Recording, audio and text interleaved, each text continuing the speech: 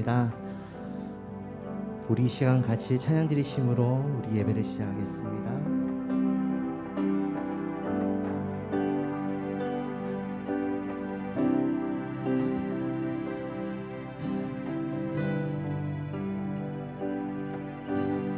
우리 아버지의 그 사랑을 고백하십시다. 아버지 사랑 내가 노래해, 아버지 은혜 내가 노래해. 그 사랑 변함없으신, 거짓 없으신, 성실하신 그 사랑, 상한 갈대 꺾지 않으시는, 꺼져가는 등불 끄지 않는 그 사랑, 변함없으신, 거짓 없으신, 성실하신 그 사랑, 사랑, 그 사랑, 날 위해 죽으신, 날 위해 다시 사신 예수 그리스도, 다시 오실 그 사랑, 죽음도 생명도 천사도 하늘의 어떤 권세도 끊을 수 없는 영원한 그 사랑 예수. 우리 한 번 더 아버지 사랑 내가 노래합니다. 아버지 사랑 내가 노래해, 아버지 은혜 내가 노래해. 그 사랑 변함없으신, 거짓 없으신, 성실하신 그 사랑, 상한 갈대, 상한 갈대 꺾지 않으시는, 꺼져가는 등불 끄지 않는 그 사랑, 변함없으신, 거짓 없으신, 성실하신 그 사랑, 사랑, 그 사랑, 그 사랑,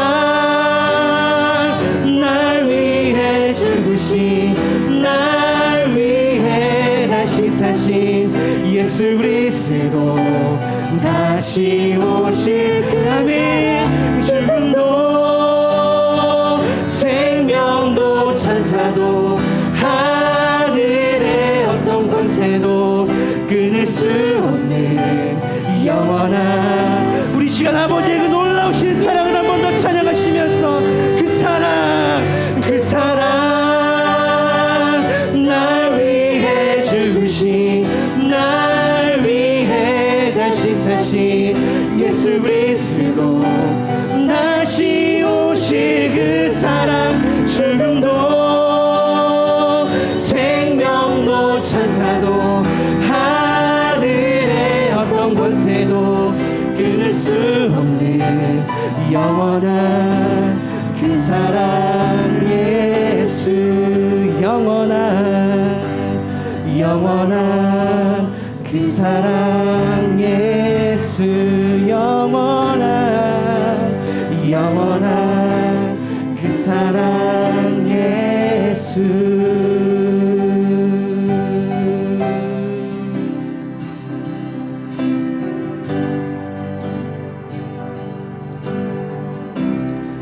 십자가 그 사랑, 십자가 그 사랑, 멀리 떠나서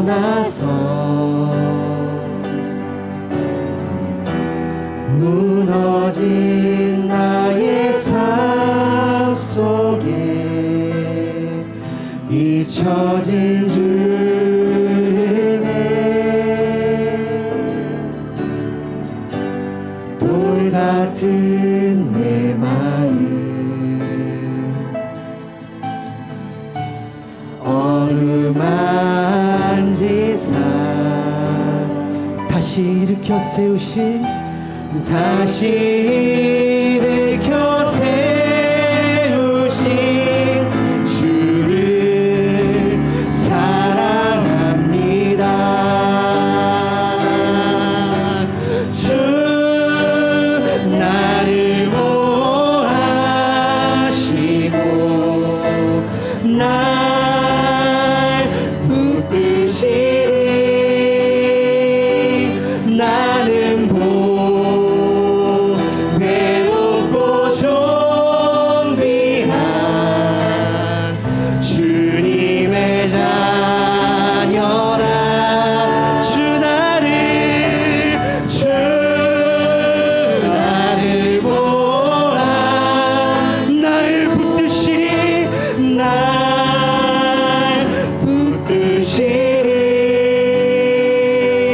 나는 외롭고 존귀한 주의 자녀라. 지나간 일들을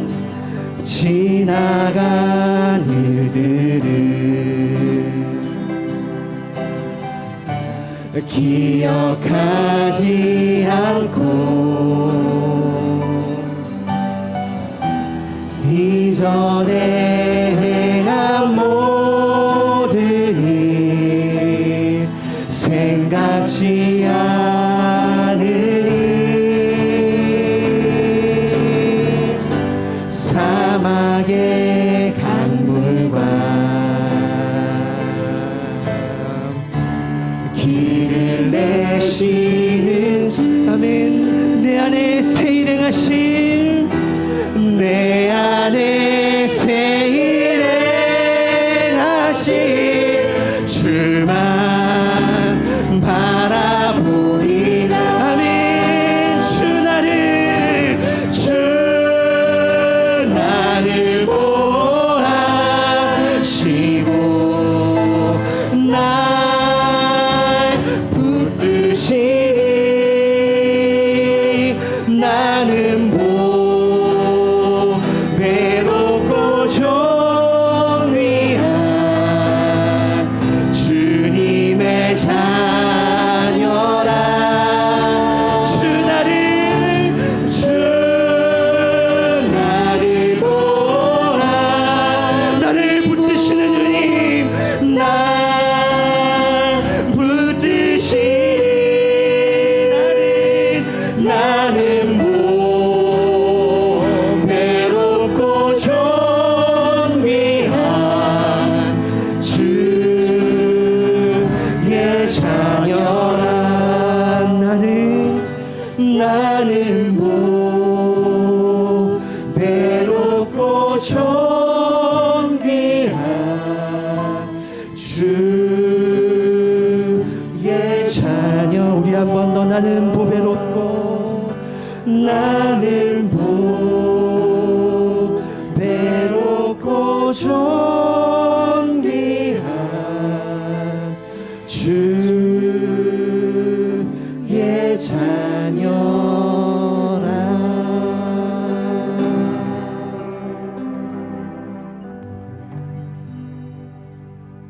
온 정성을 다해서 우리 주님 앞으로 나아가도록 하겠습니다.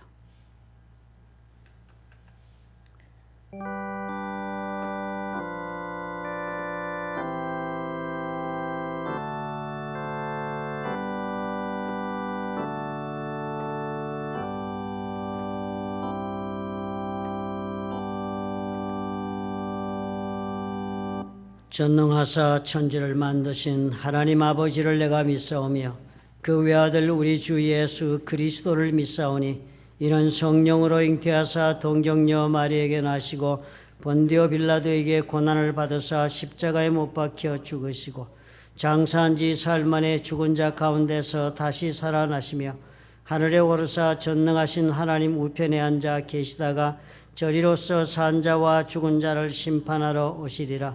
성령을 믿사오며 거룩한 공회와 성도가 서로 교통하는 것과 죄를 사하여 주시는 것과 몸이 다시 사는 것과 영원히 사는 것을 믿사옵나이다. 아멘.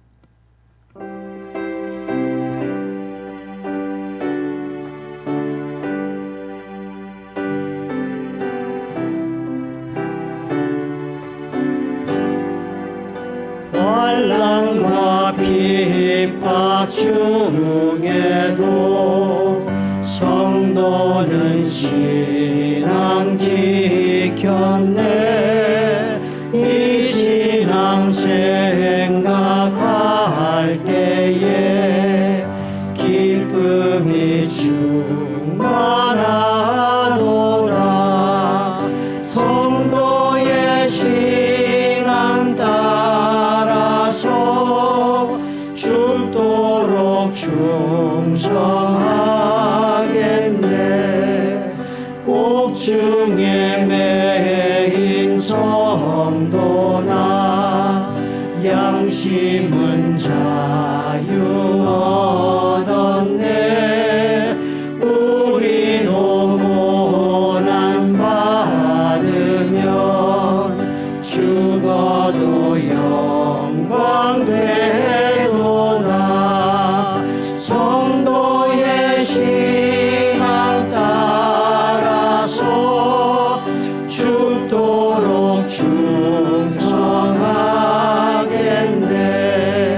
성도의 신앙 본받아 원수도 사랑하겠네. 인자한 언어 행실로 이 신앙 전파하리라. 성도의 신앙 따라서 죽도록 충성하겠네. 아멘.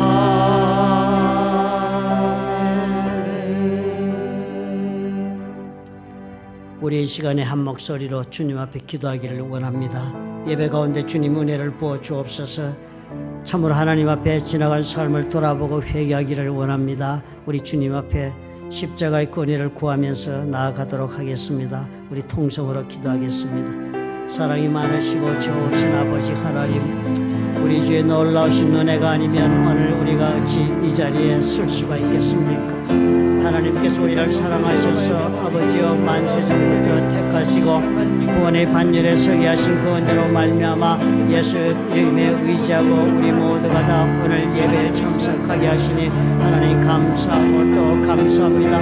오늘 하나님께서 우리를 예수 이름으로 부르셨사오니 아버지여 주님 예비하신 은혜를 오늘 우리 모두에게 넘치게 부어 주시옵소서.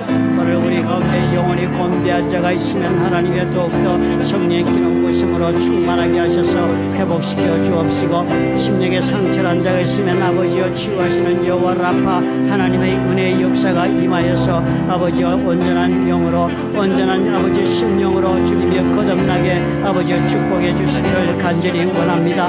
참으로 주님이여 삶이 고달파 수고하고 무거워 짐질 아버지 영혼들도 수도 없이 많습니다. 하나님 앞에 주님이 감당할 수 없는 육체의 질병 가운데 있는 영혼도 있사오니 아버지 오늘 주님 자비를 베푸시옵소서. 살아계신 하나님, 우리의 삶을 주관하시는 아버지께서 오늘 예배 가운데 나온 모든 영혼들을 예수 이름으로 연락하시고 받으시며 천국의 비밀 스럽고 능력에 넘치는 복음의 능력으로 하나님이 응답하시고 역사하여 주옵소서. 수고하고 무거운 짐진 것 벗겨주옵시고 연약한 육체가 치유함을 받아 새로운 생명으로 충만하도록 아버지여 자비를 베풀어 주옵소서. 하나님께서 약속하신 성령으로 충만하게 하시고 주의 성령의 아버지 역사하심으로 우리 심령이 거듭나고 아버지 충만하고 생명으로 넘치게 채워져서 세상이 감당치 못하는 한 주간을 또 아버지 살아갈 수 있도록 도와주시옵소서. 예수님의 이름으로 감사하고 기도합나이다. 아멘. 예수 사랑해요.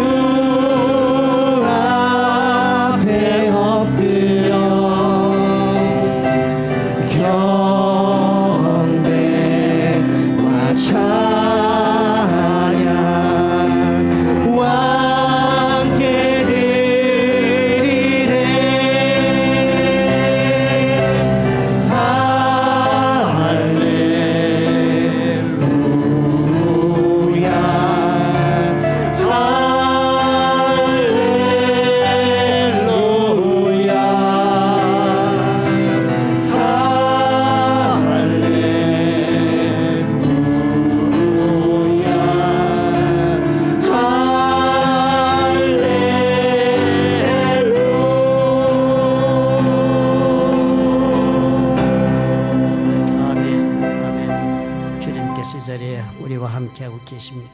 아멘.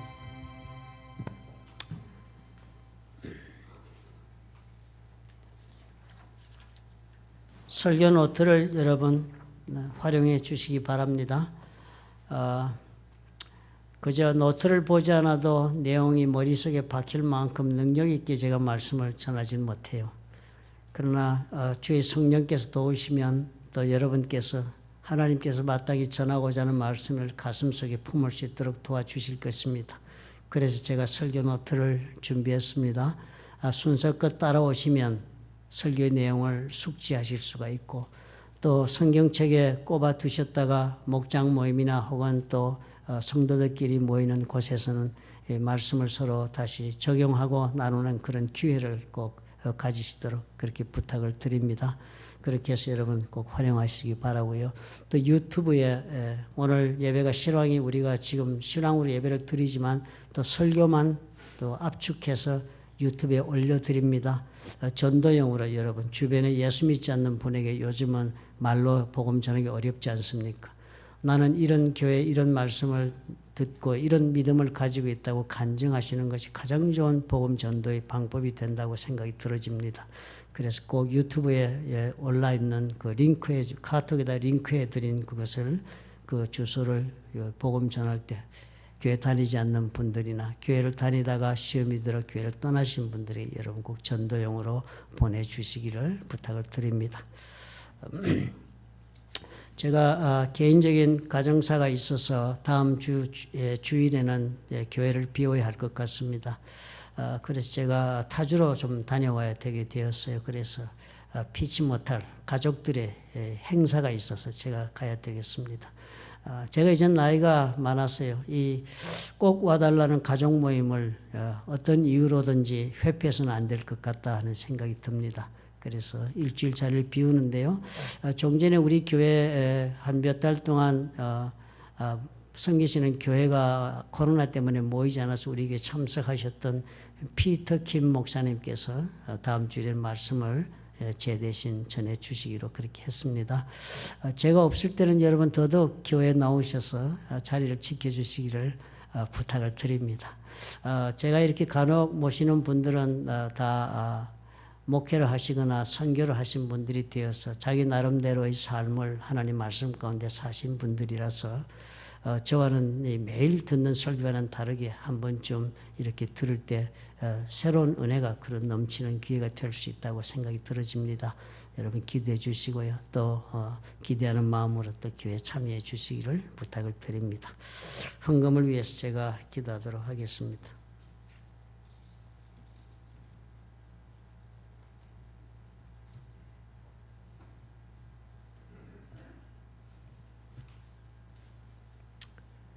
사랑의 하나님 아버지, 참으로 은혜가 감사합니다. 이 어렵고 힘든 때 주님 우리의 삶이 하나님의 손에서 은혜를 입고 살았어. 우리 주님 앞에 그 은혜가 감사하여서 우리의 마음을 실은 이 물질을 아버지 앞에 올려드리는 이 손길들을 우리 하나님은 기억해 주시옵소서. 주님 앞에 나올 때 빈손으로 나오지 아니하고 하나님께서 나의 삶의 주관자가 되신다는 것을 아버지 앞에 확인하는 마음으로 10의 1조를 드리고 우리 주님이 축복하신 것으로 나의 사랑의 마음을 표현하려고 감사의 물질을 정성껏 준비해 드리고 또 그리고 주의 복음이 땅끝까지 전파되는 일에 나도 또한 동참하기를 원하여서 선교의 헌금을 드리는 이 헌금들을 아버지께서는 받으시고 또 놀라운 은혜로 응답해 주실 줄 믿습니다. 손길들마다 하나님 주시는 것으로 가정이 풍성함을 누리게 하옵소서. 가정마다 주님이여 참으로 반목하는 인간관계로 고통하는 가정이 있으면 우리 주님이 치유하시고 회복시켜 주셔서 주 예수 그리스도의 사랑 가운데 하나가 되는 놀라운 은혜를 아버지 허락해 주시고 우리 자녀들 또한 주의 말씀 가운데 성령의 지키심 가운데 양육할 수 있도록 하나님께서 또한 인도해 주옵시고 병든 자가 있으면 주님이여 헤아려 주시고 은혜를 베푸셔서 고쳐 주옵시고 수고하고 무거운 짐진 것 주님 그 어깨에서 벗겨주셔서 쉼이 있고 평안이 있는 가정이 되도록 하나님 축복해 주시옵소서. 주님 주신 것으로 사랑하게 하옵소서. 주님 베푸신 것으로 말씀을 따라 섬기고 또한 교회를 섬기게 아버지 축복해 주옵소서. 하나님께서 그래서 이물질이 심겨지는 곳에 놀라운 복음의 역사가 우리 주의 은혜 가운데 일어나게 하셔서 예수를 믿을 영혼들이 참으로 예수 그리스도를 만나는 기적의 역사가 날로 왕성하게 도와주옵시고 우리 하나님의 복음이 땅끝까지 전파되는 아버지의 역사에 우리도 동참하여서 다시 오실 예수님의 그 오실 길을 예비하는 말씀과 기도에 선 교회가 되도록 우리 주님 지켜주시옵소서. 주신 은혜 감사하고 예수님 이름으로 축복하며 기도합나이다. 아멘. 성경 말씀은 디모데후서 3장 10절부터 13절의 말씀을 보도록 하겠습니다. 디모데후서 346페이지가 되겠습니다. 디모데후서 3장 10절부터 13절의 말씀을 저와 한 절씩 교독하십시다. 나의 교훈과 행실과 의향과 믿음과 오래 참음과 사랑과 인내와 박해를 받음과 고난과 또한 안디옥과 이고니온과 두루슬라에서 당한 일과 어떠한 박해를 받는 것을 내가 가연 보고 알았거니와 주께서 이 모든 것 가운데서 나를 건지셨느니라. 무릇 그리스도 예수 안에서 경건하게 살고자 하는 자는 박해를 받으리라. 악한 사람들과 속이는 자들은 더욱 악하여져서 속이기도 하고 속기도 하나니. 아멘.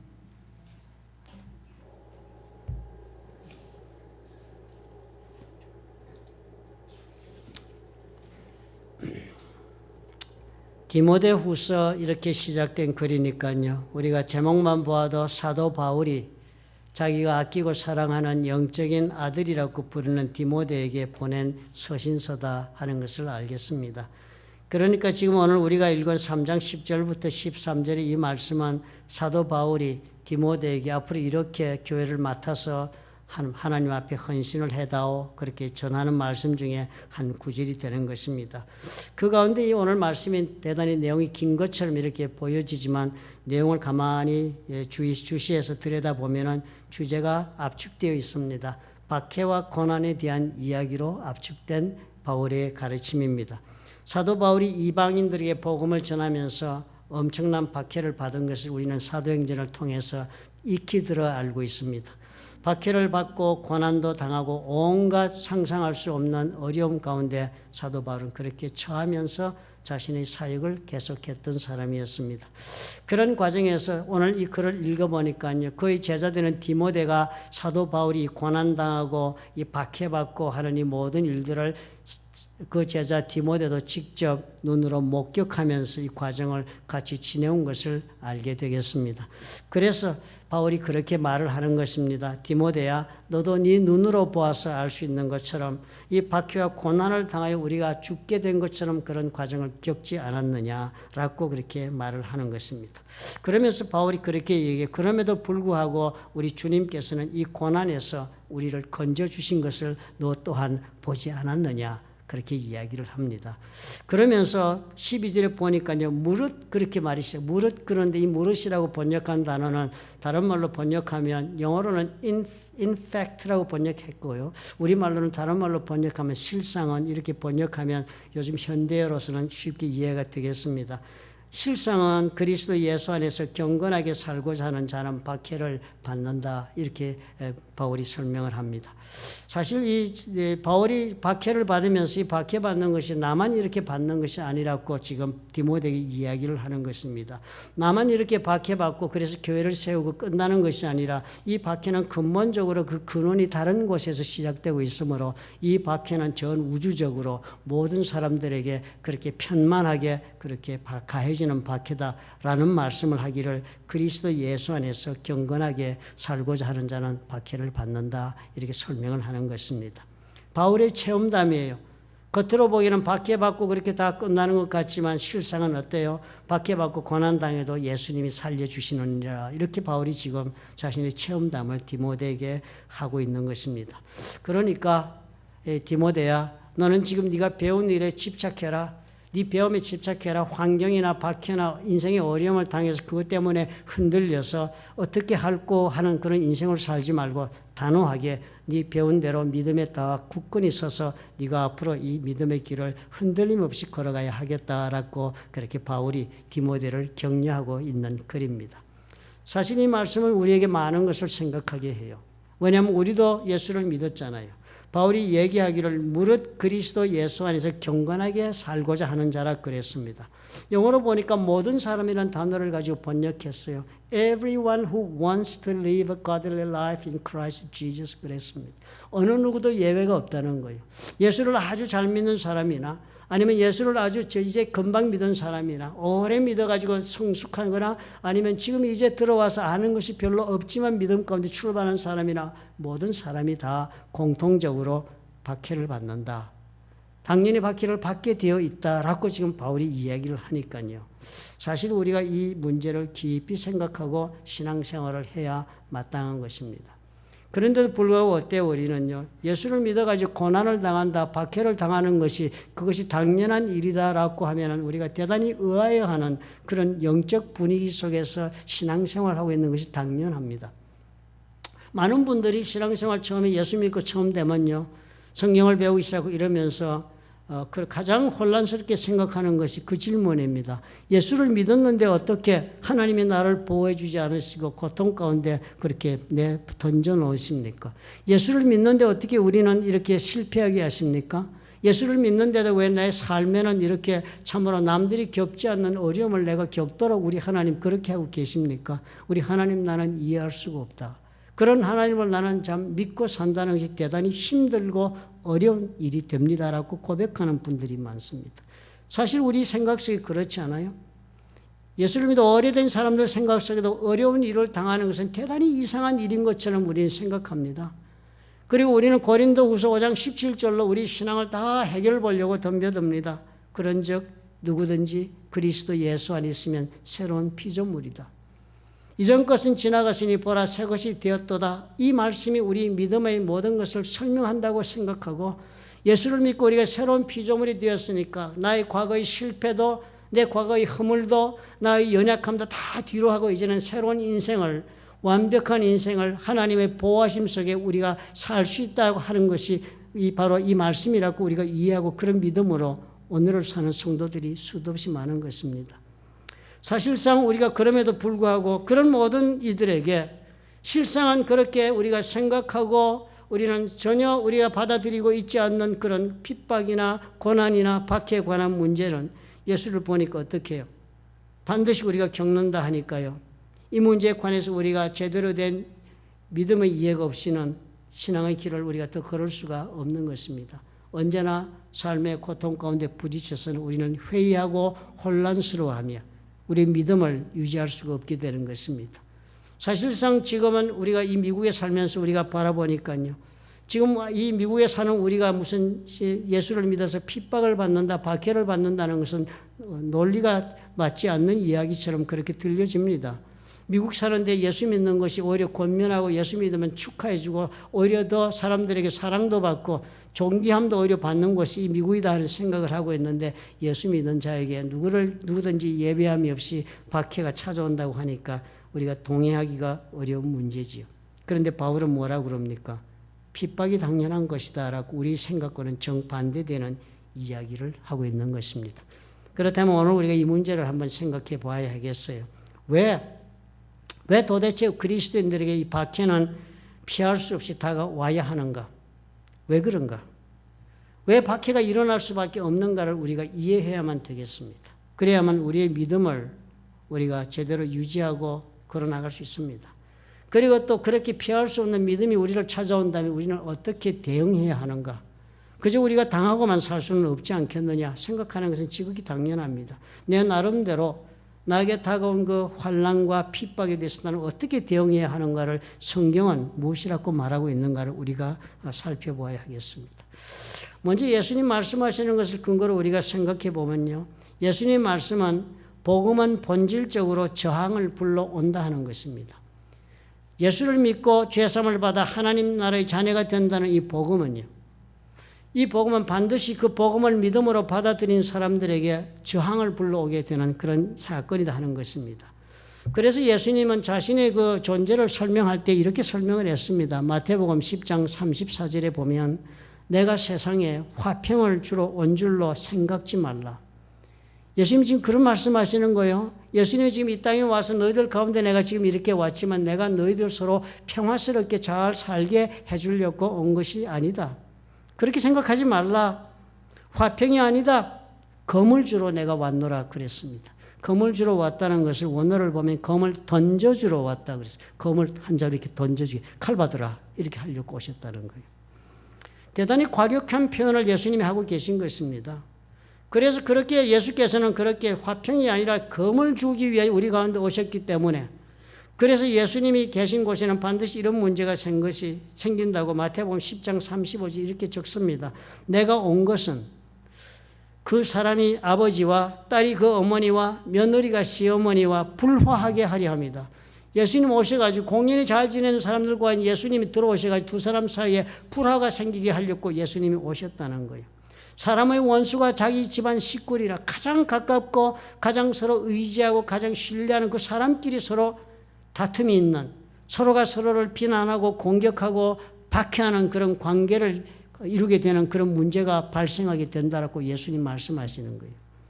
그러면서 예수님 그러는 거예요. 이런 문제가 발생할 때 내가 너희들에게 분명코 한 가지를 얘기해 주겠다라고 하시는 말씀이 그러시면서 아버지나 어머니를 나보다 더 사랑하는 자는 내게 합당하지 아니하다. 주님께서 분명히 우리에게 제시하는 그것입니다. 칼을 던져주면서 이 서로 화평하고 서로가 서로를 용납하고 받아들이는 관계가 아니라 불화하게 만드는데 그 만드는 관계를 당했을 때 부모와 불화하는 관계였으면 부모가 더 귀중하냐 아니면 예수님이 더 귀중하냐 할 때 예수님을 선택하지 않으면 예수께서 말씀하시기로 그런 사람은 나한테 합당하지 않다. 나를 믿고 나를 따른다고 생각하지 말아라. 그런 사람은 나를 따르는 자가 되지 못한다라고 말씀하시는 거예요. 아들이나 딸을 나보다 더 사랑하는 자도 내게 합당하지 않다. 서로 갈등이 벌어졌을 때 예수님의 말씀과 예수님의 가르침과 예수님의 주장과 예수님의 요구사항을 따르지 않고 혈육인 자녀를 따르는 것 그거 합당하지 않다. 그런 사람들은 나를 따라 믿음의 길에 올 수가 없다. 또 자기 십자가를 지고 나를 따르지 않는 자도 내게 합당하지 않다. 내가 십자가를 지고 이 세상에 온 것처럼 나도 너에게 십자가 주는 것이 있으니까 그거 지고 나를 따라와야 합당한 것이지. 그런 것 다 회피하고 편한 길, 그저 안이한 길, 행복하게 노래 부르는 그런 길이 가는 길이 내 길이 아니다. 주님이 그렇게 말씀하신 거예요. 그러니까 이 한마디만 보아도 어떻습니까? 예수를 믿고 산다는 것은 가히 충돌을 각오해야 되고요. 비난과 공격을 각오해야 되는 자리가 분명해 보이는 것입니다. 우리는 예수를 가족보다도 우선적으로 사랑하는 선택을 해야 할 만큼 그렇게 우리의 믿음의 선택은 과격한 선택이 되어야 마땅한 것입니다. 예수님이 지금 그렇게 말씀하시는 거예요. 그리고 그래서 그런 관계에서 일어나는 서로의 갈등이나 다툼이나 박해나 그리고 핍박 같은 것이 그냥 적당히 말로 뭐 이렇게 감당할 수 있는 것이 아니라 칼불입니다. 전쟁인 것입니다. 주님께서 이런 사태가 일어난다고 예언하시는 거예요. 내가 있는 곳에는 이런 일이 벌어진다. 나를 받아들이는 사람들에게 이런 삶이 시작된다라고 말씀하시는 거예요. 왜 이런 사태가 일어날 수밖에 없다고 주님이 말씀하고 계시겠습니까? 이런 저항이 일어나는 가장 주된 이유는 예수께서 이 땅에 오신 목적이 이 땅에 오셔서 이곳에 하나님의 나라를 세우시기 위한 것이 그분의 목적이기 때문입니다.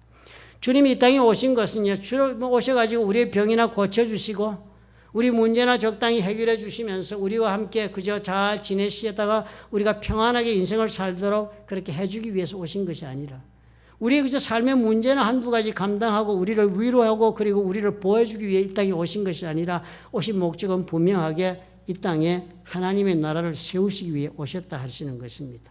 그러니까 이게 무슨 말씀이 되겠습니까? 이 땅은 지금 하나님이 다스리고 있는 땅이 아니잖아요. 이 땅은 아담과 하와 이후로 하나님께서 다스린 나라가 싫어서 그 땅을 버리고 하나님을 저버리고 이 세상으로 나온 아담과 하와의 후손들이 사단에게 그 말에 속아서 사단의 영향력에 휘둘리면서 다스리고 있는 땅이 이 땅입니다. 그러니까 우리는 이 땅이 우리의 땅인 것처럼 인간들은 살고 있는 땅이고 사단은 그런 인간을 휘두르며 그렇게 다스리는 땅이 이 땅인데요. 예수님이 이 땅에 오셔가지고 내가 이 땅에 하나님이 왕이 되어 다스리는 왕국을 세우러 오셨다라고 말씀하니까요. 대단히 큰 문제가 벌어지는 것입니다. 요즘 현대적인 정치적인 용어로 하면 정권을 교체하러 오셨다고 말씀하시는 거예요. 그런데 정권을 교체를 무슨 사람들의 의견을 물어가면서 순리를 따라 하는 것이 아니라 예수께서 어떻게 해요? 십자가에 올라가셔서 우리의 죄값을 갚는 과격한 방법을 선택하시고 정권을 탈취하십니다. 그런데 이것은 뭐예요? 혁명이에요. 예수를 믿게 만들기 위해서 예수께서는 이 땅에 오셔서 하나님의 나라를 혁명적으로 세우시겠다고 선언하시고 그 일을 다 감당해 내신 것입니다. 그러니까 어떻게 되겠습니까? 예수께서 처음부터 전파하실 때 말씀 그대로 하신 거예요. 회개하라 천국이 가까웠느니라 하시고는 그 천국을 이 땅에 이루는 일을 시작부터 끝까지 목표를 향하여 걸어간 분이 예수님의 생애였습니다. 그리고 그런 예수를 믿으니까요. 우리는 그 세계 속에 우리가 들어가게 되는 것입니다. 하나님께서 왕권을 회복하고자 하신다. 그러니까 이제 이 땅은 지금부터는 사단의 손에 버려둔 땅이 될 수가 없다.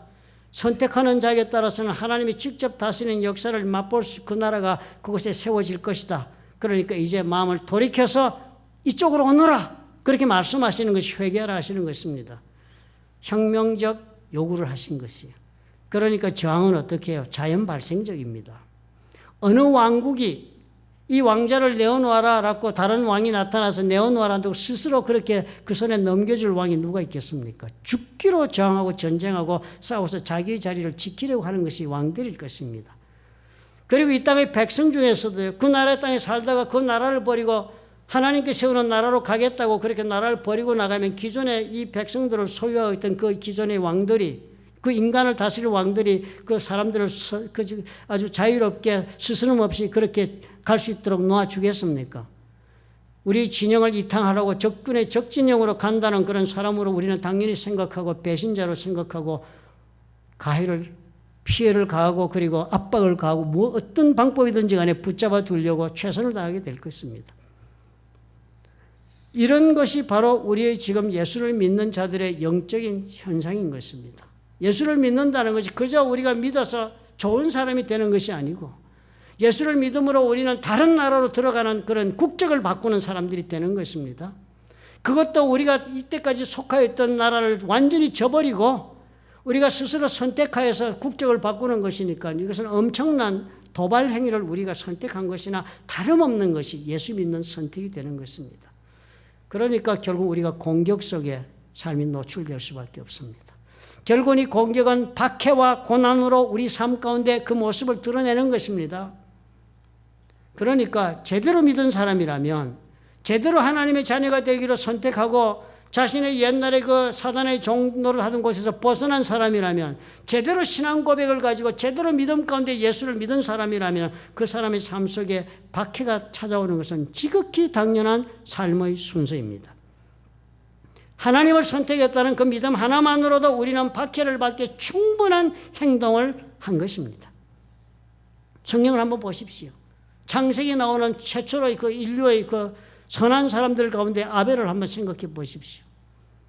아벨은 어려운 자라고 그랬습니다. 인류의 시작에서부터 이 박해가 아벨에게 임하고 있는 것을 우리는 확실하게 보지 않았습니까?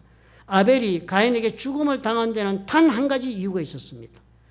아벨이 죽음을 당한 단 한 가지 이유는 아벨이 하나님을 제대로 섬겼다는 그 이유 때문에 아벨은 죽습니다. 아벨의 형 가인은요, 아벨이 하나님을 섬겼다는 그것 때문에 아벨을 질투하고 그리고 그 질투의 마음은 결국 아벨을 살인하는 자리까지 나가게 만드는 것입니다. 성경에는 이런 죽음, 하나님을 따라갔기 때문에 죽음을 맞았다, 하나님을 따라갔기 때문에 고통을 당하는 자리에 떨어졌다는 이야기로 점철되어 있습니다. 악한 사람들의 이야기를 우리가 주로 보아서 그렇지요. 선한 사람의 이야기를 찾아 모두가 다 하나님을 선택하고 찾아온 것은 고난이었습니다. 열왕기하 12장 2절에는 성군인 요아스가 나옵니다. 그 아주 썩어빠진 왕국에 어릴 때부터 8살짜리 왕이 돼가지고 그때부터 제사장 여호야다가 교훈하는 모든 것을 배우면서 왕이 된 그 요아스는요, 여호와 보시기에 정직히 행했다고 그랬습니다. 그런데 이 요아스는 그렇게 살았음에도 불구하고 암살을 당한 왕이 됩니다. 예레미야서 26장 23절에 보면 선지자 우리야는요, 하나님 앞에 여호야김 왕 앞에 불려가서 여호야김 왕이 부탁을 합니다. 하나님께서 너에게 정말 예언하라고 해주신 말을 정직하게 나에게 말하라 그래서 우리아가 그 말대로 그대로 듣고 정직하게 하나님의 예언의 말씀을 전했다가 그것 때문에 여호와 야긴 왕의 칼에 죽임을 당했습니다. 보디발 장군의 집에 간 요셉은 어땠습니까? 그 아내의 부당한 요구를 거절한 것 때문에 어려운 길을 선택한 것 때문에 보디발 장군의 집에서 그 감옥에 요셉은 갇히게 되는 불이익을 감당하게 됩니다. 엘리야 선지자요, 바알의 그런 모든 종들을 다 대적하고 하나님의 뜻을 이룬 그 일 때문에 이세벨에게 목숨에 대한 협박을 당해서 사막으로 도망가는 그런 처지가 되기도 했습니다. 구약에는 수도 없는 핍박의 예들이 나오고 있습니다. 신약시대는 사도행전을 보아도 알 수 있고 그 모든 기록을 봐서 알 수 있지만 어느 한 사람 예외 없이 예수님의 제자들은 모두 다 순교를 당했습니다. 그 이유가 다 한 가지로 동일했습니다. 하나님이 왕이 되시는 그 하나님의 나라에 대한 소망을 가지고 산 사람은 다 어떻게 해요? 이 세상으로부터의 핍박을 받고 목숨을 잃고 순교한 것입니다. 그러므로 저와 여러분의 믿음도요, 마태복음 6장 33절에 예수께서 당부하신 대로 우리도 예수께서 당부하시는 대로 먼저 그의 나라, 즉 하나님의 나라가 이 땅에 임하는 것을 구하고 먼저 그의 의를 구하는 데 우리가 믿음의 초점을 두고 생활을 하기 시작한다면 우리도 전혀 예외가 될 수 없는 존재로 우리가 그렇게 놓여지는 것입니다. 세월이 아무리 변화했다 할지라도 우리에게도 찾아오는 박해는 동일하게 오는 것입니다. 그러므로 믿음으로 살겠다 하고 결단하고 나서는 찾아오고 있는 그 난데없이 나타나는 그런 나에 대한 미움이나 나에 대한 세상에 대한 분노나 혹은 또 시기나 질투 그리고 삶 속에 일어나고 있는 분쟁이나 고통에 관해서는 이 점을 우리가 명심하지 않고는 내 인생을 이해하기가 어렵습니다. 이 모든 것이 예수를 믿는 자에게 이 세상이 가지고 오는 이 모든 사단의 영들이 우리에게 도발하고 있는 이런 전쟁으로 다가오고 있는 박해라는 것을 우리가 믿음으로 받아들이지 않고는 결코 이해할 수 없는 인생을 살게 되는 것입니다. 이 박해는 두 가지 모습으로 우리 찾아옵니다. 우리를. 그 첫째 모습이 사회적인 박해입니다. 세상으로부터는 공개적인 박해예요. 우리가 믿음을 다른 믿음을 가진 사람들이 적대적으로 우리를 대하는 그런 박해의 모습입니다. 사실 미국 같은 데 무슨 그런 박해가 있겠냐고요. 가만히 생각해 보면 온통 미국도 박해투성입니다. 무슬림이나 이런 나라에만 지금 박해를 받고 있는 것이 아니라 미국에서도 제대로 믿음을 가지고 진정한 믿음 가운데 그리스도를 쫓아가는 사람이 되겠다고 생각한 사람들에게 주어지는 박해는 공개적인 것이 한두 가지가 아닙니다. 미국의 헌법에는 종교의 자유가 명시되어 있어요. 그런데 미국의 헌법이 막 작성될 때 주어진 종교의 자유는 청교도들을 위해서 주어진 문구였습니다.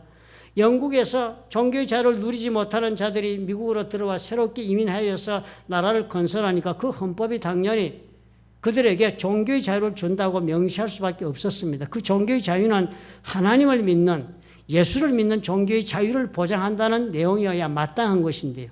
그것이 이제 세월이 지나면서 어떻게 해요? 모든 이교도들에게도 동일한 종교의 자유는 주어져야 된다는 것으로 헌법은 해석되어서 온 미국이 이교도의 그런 천지가 지금 되어가고 있습니다.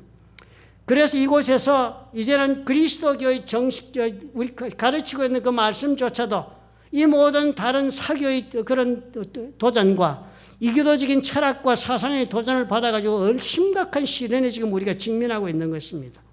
종교에 대한 그 신조에 대한 박해가 공공연한 것입니다. 첫째로 가장 공공연하게 일어나고 있는 것이 우리가 받는 구원이 예수를 통해서만이 일어난다라고 하는 우리의 믿음에 대한 노골적인 도박이 온 세계에서부터 있습니다. 그것은 우리 참으로 예수를 믿는 우리들만이 받고 있는 고난이 아니라 우리 예수를 믿는 사람들 가운데서조차도 우리 예수 믿는 우리들에게 예수를 믿어야만이 구원에 이른다는 이 교리는 잘못된 교리는 도전은 곳곳에 있습니다. 그러면서 이렇게 말을 합니다.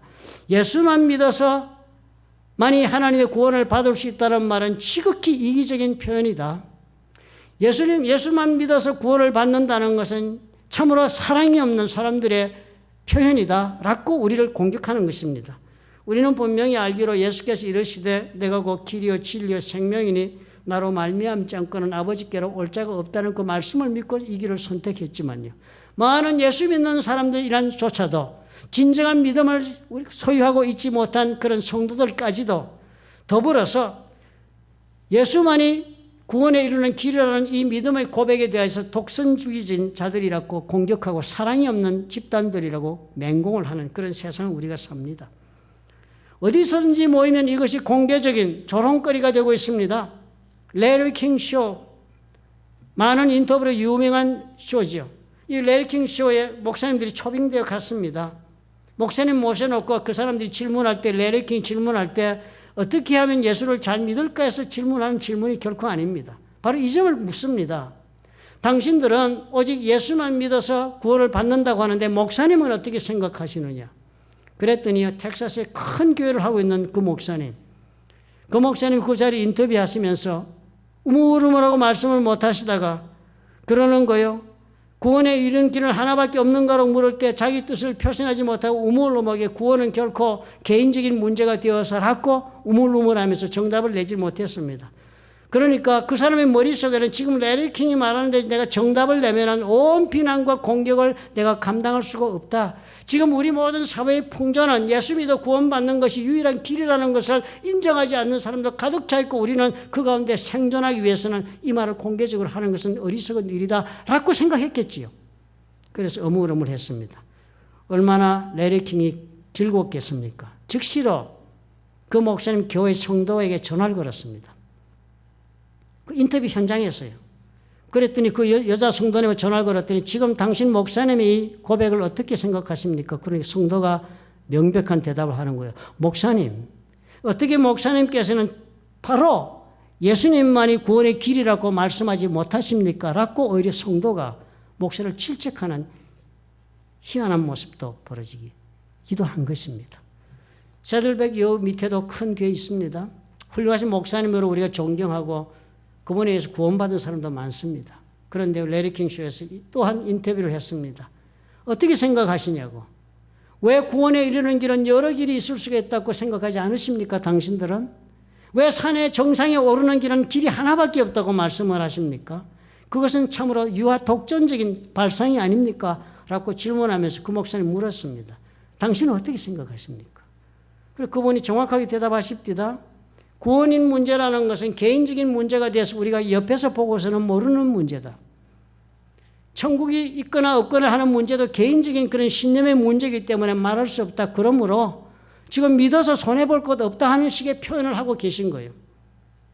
목사님조차도 정답을 내지 못하는 그런 세상이 된 것입니다.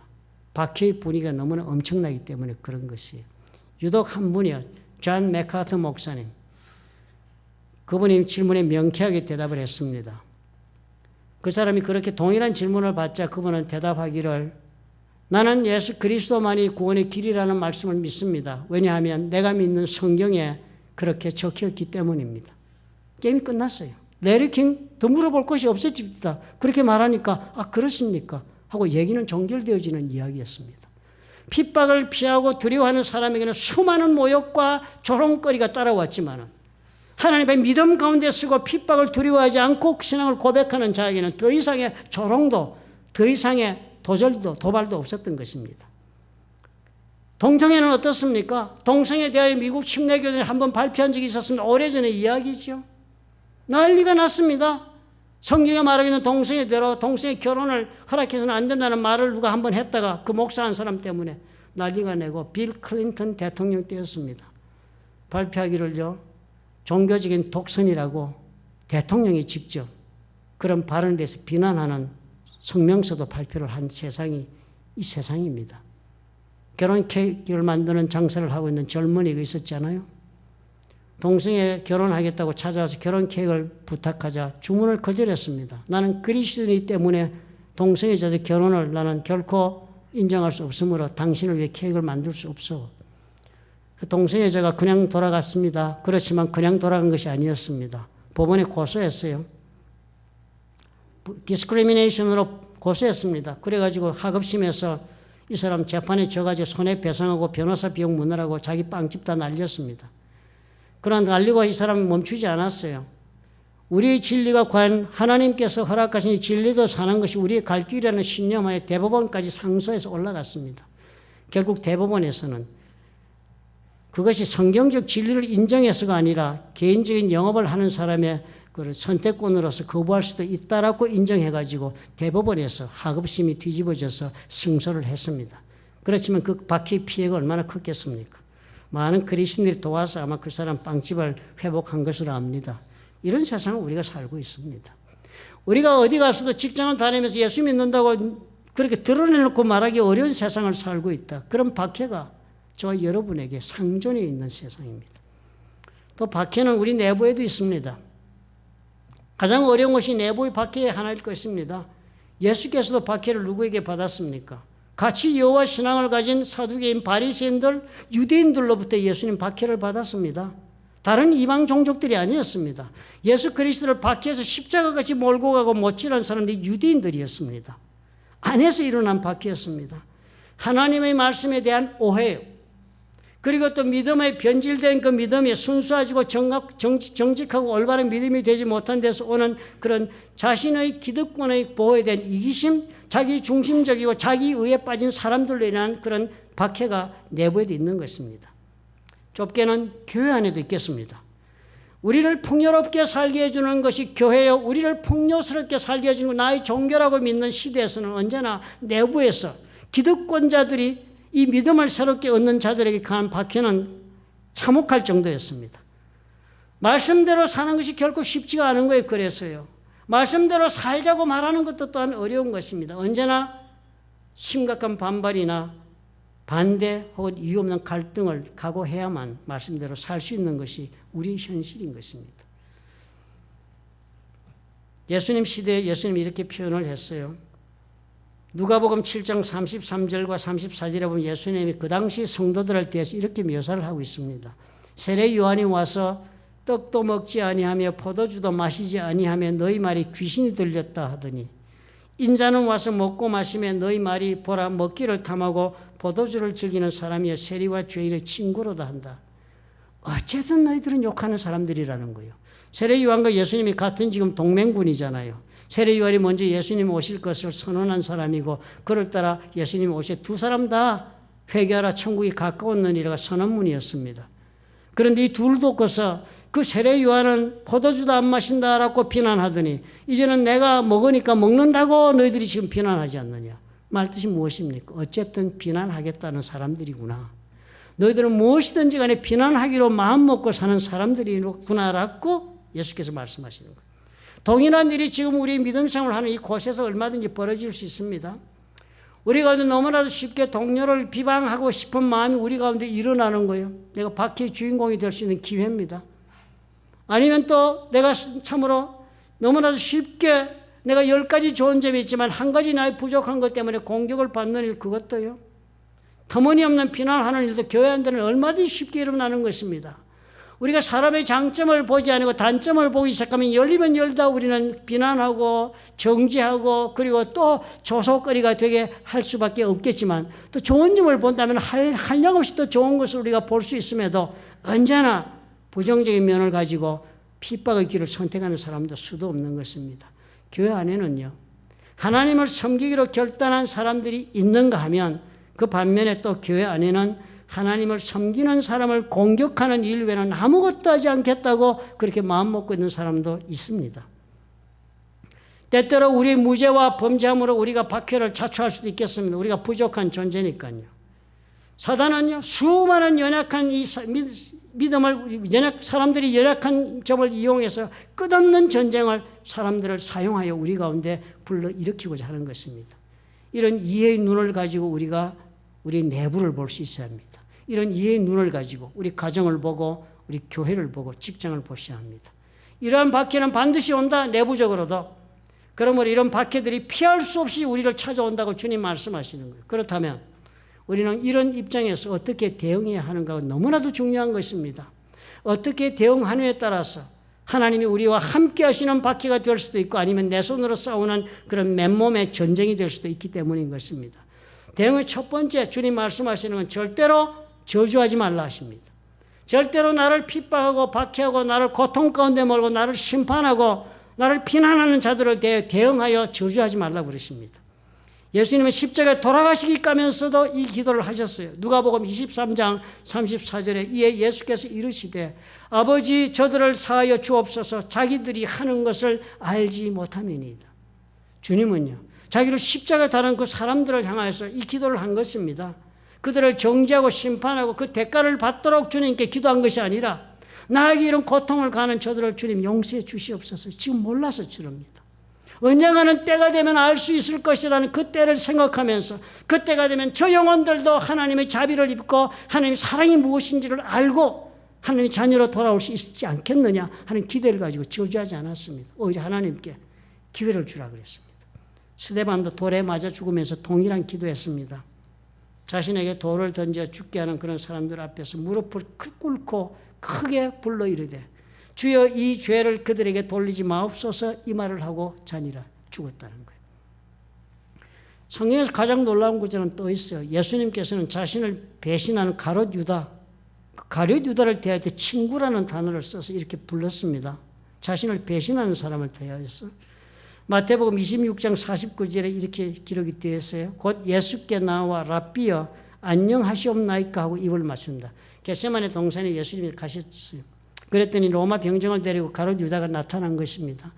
그러니까 그 가룟 유다가 예수님을 만나자 예수님께 나와서 인사를 하면서 그러는 거 랍비여 선생님이여 안녕하시옵나이까 하고 입을 맞추었다. 이렇게 군호를 짠 거예요.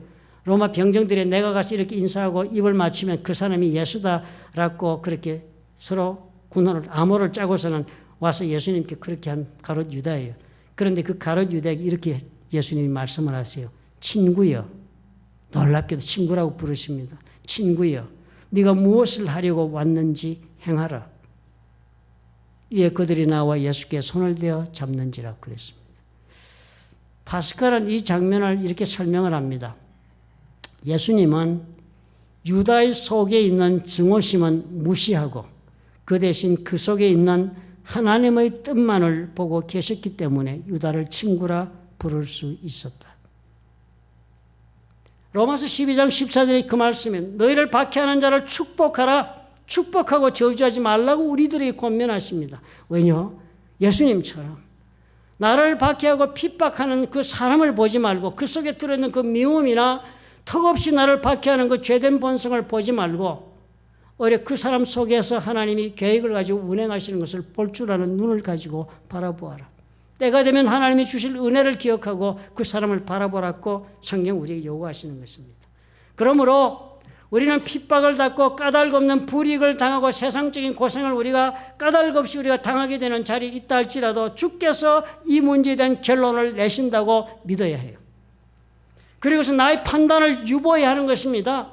내가 당하는 고통에 관한 합리적인 이유를 가지고 그것을 가지고 판단하고 정죄하고 심판하고 싸우든지 아니면 이 모든 문제에 관해서는 하나님이 결론을 내실 것이라고 믿음을 가지고 선택하고 내 판단을 유보하든지 둘 중에 하나를 해야 하는 것입니다. 베드로전서 2장 23절이에요. 너희가 이방인 중에서 행실을 선하게 가져 너희를 악행한다고 비방하는 자들로 하여금 너희 선한 일을 보고 오시는 날에 하나님께 영광을 돌리게 하려 합니다. 선하게 대하라. 악에 대해서 악을 악으로 갚지 말고 선하게 대하라. 그렇게 하면 하나님께서 영광을 받으시는 날이 반드시 온다라고 얘기하는 것입니다. 그러므로 우리가 살면서요, 참으로 내가 피할 수 없는 부당한 도발이나 모욕이나 비난을 받을 때 어떤 선택을 우리가 해야 옳다고 여러분 생각하십니까? 세상 사람들이 생각하는 것은요, 오늘 우리가 읽은 첫 구절에 우리가 나오고 있습니다. 세상 사람들은 그런 박해 가운데서 악한 사람과 속이는 자들은 더욱 악하여져서 속이고 또 속기도 하는 일로 점점점 악화되는 삶을 산다. 그러나 우리 믿는 사람들은 어떻게 해요? 끝까지 모든 일에 대한 하나님의 판단을 믿고 의지하고 나가든지 아니면 상대의 수준으로 내려가 복수의 마음으로 싸우든지 선택할 수 있는 것입니다. 우리가. 박해가 우리에게 다가오고 부당한 대접을 내가 처한 자리에서 받을 때요, 우리는 우리 자세를 이 둘 중에 하나 결정할 수 있는 것입니다. 사도 바울이 이렇게 답을 주어요. 고린도후서 4장 8절과 9절에 이런 답을 줍니다. 우리가 사방으로 우겨쌈을 당하여도 쌓이지 아니한다.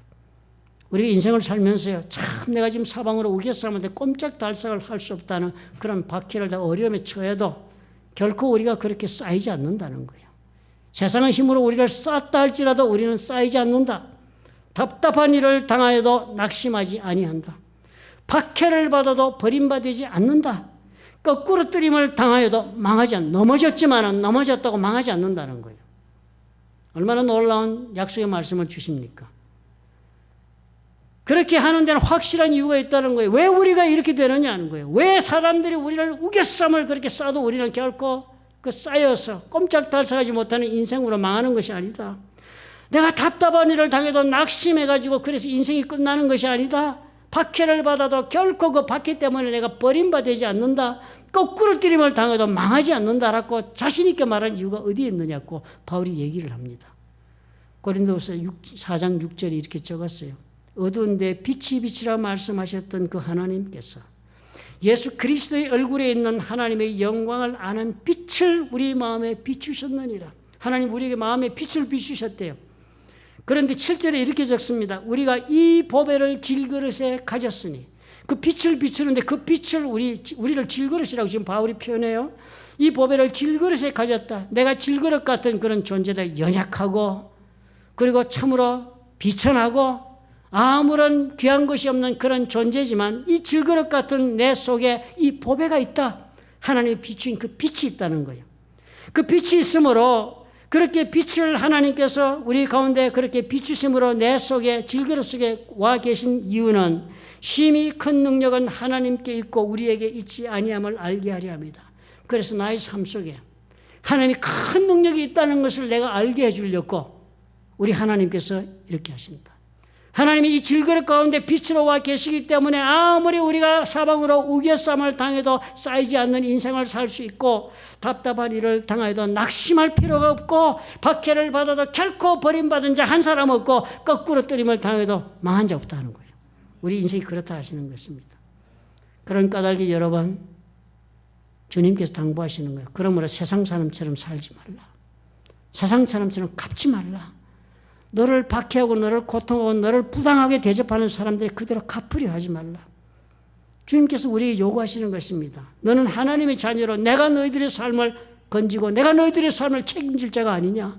내가 너희 질그릇 같은 인생을 내가 능력 가운데 운행할 자가 아니냐. 그 믿음이 있느냐. 그렇다면 너희들은 내가 요구하는 대로 인생을 살아야 한다. 그러시면서 박해에 관해 이렇게 말씀하세요. 마태복음 5장 44절에요. 나는 너에게 이르노니 너희 원수를 사랑하며 너희를 박해하는 자를 위하여 기도하라. 그래서 우리 모두가 하늘에 계신 우리 아버지의 자녀들이 되라. 그렇게 말씀하시는 거예요. 예수 믿어 우리만 하나님의 자녀 될 것이 아니지 않느냐. 너를 지금 박해하는 자에게도 그 자를 사랑해 주어라. 그래서 그 사랑으로 그 자가 혹시 하나님의 은혜를 입지 않겠느냐. 그 박해하는 자를 너희들이 기도해라. 그래서 그 자들도 혹시나 그 기도 덕분에 하나님의 사랑을 알지 않겠느냐. 그렇게 되어서 너희들뿐만 아니라 그들까지도 하나님의 자녀가 되도록 그렇게 하라라고 예수께서 당부하시는 것입니다. 나 혼자만 구원받아 천국에 간다면 이런 길 걷지 않아도 된다 했습니다. 그러나 주님이 우리에게 당부하시는 거예요. 내가 너희를 구원하였으니 너도 나처럼 세상에 나가서 예수를 알지 못하면 살 수 없는 사람을 구원해야 되지 않겠느냐. 그렇다면 이렇게 살아다오. 주께서 당부하시는 것입니다. 이 박해를 우리가 믿음의 훈련으로 받으시는 자마다 주님께서 하나님의 자녀된 삶의 놀라운 그런 은혜를 증거로 보게 해 주실 것입니다. 믿으시면 아멘 하시기 바랍니다. 기도하겠습니다. 사랑이 많으시고 좋으신 아버지 감사합니다. 비록 질그릇 같아 힘도 없고 능력도 없고 가치도 없는 것처럼 보이지만 우리 가운데는 참으로 빛 되신 주님이 계신 것을 우리가 믿습니다. 주님께서 이렇게 좌정에 계시면 우리의 삶을 능력 가운데 운행케 하심이라고 약속하시니 오늘부터 넓은 마음을 품게 도와주옵소서. 담대한 주님의 마음을 품게 도와주옵소서. 일일이 불이익과 아버지의 불공평과 그리고 또 핍박에 대응하며 싸우는 인생이 아니라 담대하게 이 모든 것을 주께 의탁하고 원수를 사랑하는 마음으로 바라보며 아버지 앞에 걸어갈 수 있도록 우리 모두를 주님 축복해 주시옵소서. 예수님 이름으로 기도합나이다. 아멘. 찬양 드립시다. 고백하십시다. 선한 능력으로, 선한 능력으로 일어서리, 주만 의지하리, 믿음으로 우리 고대 안에 주 오실 그날, 영광의 새날을 맞이.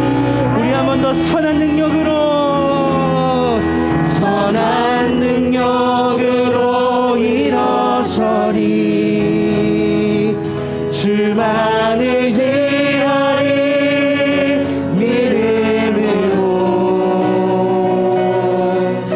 우리 고대 안에 주 오실 그날, 영광의 새날을 맞이하리. 주님이 마신 고난에 쓴 잔을, 주님이 마신 고난에 쓴 잔, 우리도 감사하며, 우리도 감사하며 받으리. 주님의 남은 고난 채워가며 예수와 복을 위해 살리라. 선한 능력으로, 선한 능력으로 일어서리, 주만 의지하리, 믿음으로 우리 고대 안에 주 오실 그날, 영광의 새날을 맞이하리.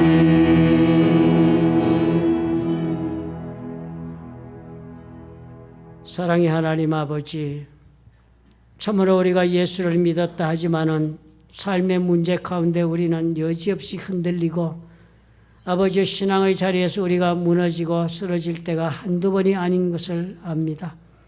아버지여, 참으로 나에게 고통을 가한 자에게 내가 용서하는 손길을 내밀기가 어렵고, 나의 감정을 상하게 한 자에게 내가 참으로 사랑으로 대하기가 어려운 것이 우리의 삶의 현실이라 할지라도, 아버지, 오늘 주님이여, 이 주 예수 그리스도의 우리께 당부하시는 이 말씀을 우리가 가슴에 품고, 아버지여, 우리 모두는 이제부터 용서할 수 없는 사람을 용서할 수 있도록 아버지께서 은혜를 주옵소서. 아버지여, 참으로 주님께서는 우리가 이 모든 핍박과 환난 가운데서도 능히 감당할 수 있도록 힘을 주시고 우리를 인도하신다고 말씀하시니, 우리가 이 믿음을 가지고 아버지 오늘 담대하게 걸어나가게 하시옵소서. 일일이 나에게 아버지여 불이익을 가하는 사람들에게 대응하며 인간적인 투쟁 속에 인생을 경영할 것이 아니라 모든 것을 주의 손에 의탁하고 하나님께서 결론을 내심을 따라 아버지여 그 믿음 가운데 나의 삶을 맡기고 걸어가는 우리가 될 수 있도록 축복하셔서 우리의 삶이 하나님의 사랑과 은혜 가운데 놀라운 결실을 맺음을 세상이 볼 수 있도록 주님께서 역사해 주시옵소서. 이제는 이 믿음을 가지고 살기로 결단한 하나님의 사랑하는 자녀들과 그들의 생업과 가정 위에 보혈로 값지고 세우신 풀러튼 좋은 교회와 파송하신 선교사들 위에 지금부터 영원토록 함께 하실지어다. 아멘.